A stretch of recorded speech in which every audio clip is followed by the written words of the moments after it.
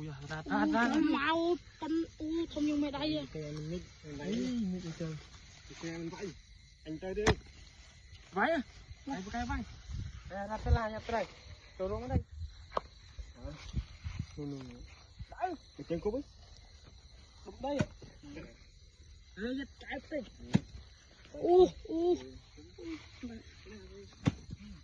đây kinh quá đi tôi đã hút tam lắm hơn chân chân non chàng ăn trời má này rón quá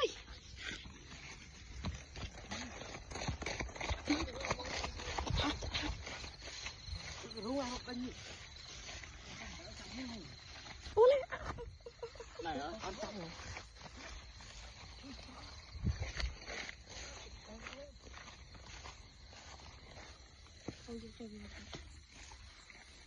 chú phốt bạc bánh hả? Sao chủ mà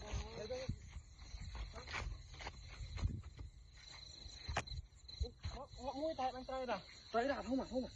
đây này không mấy cu fan nó kia này tay của anh không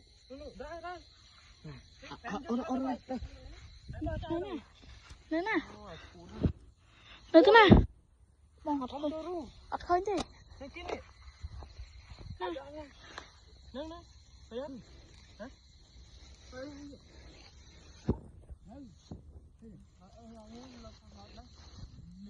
cuma lê bù viên này ra cho ruộng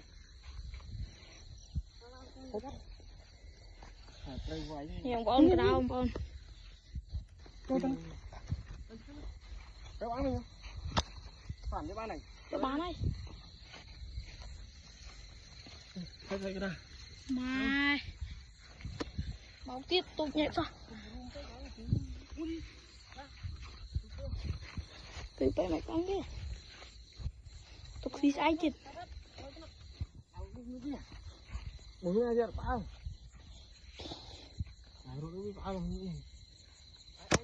ngồi cái đây này bò này nó nào đây làm cái gì vậy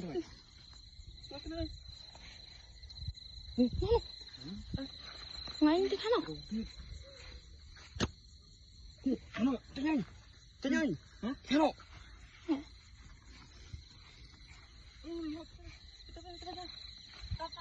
bạn chơi với tay chơi có biết đâu rồi làm tay gì đấy anh tôi quay cái tôi chưa đây đâu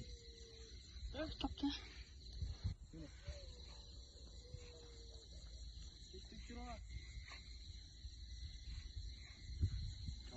như nào ui một cọc luôn ha nhà đâu đây ha đi cho bà đang bánh nha chị đẩy ngồi một sắp đấy nha thấy là mà sao mà nó sao mà sao mà tay bắt thân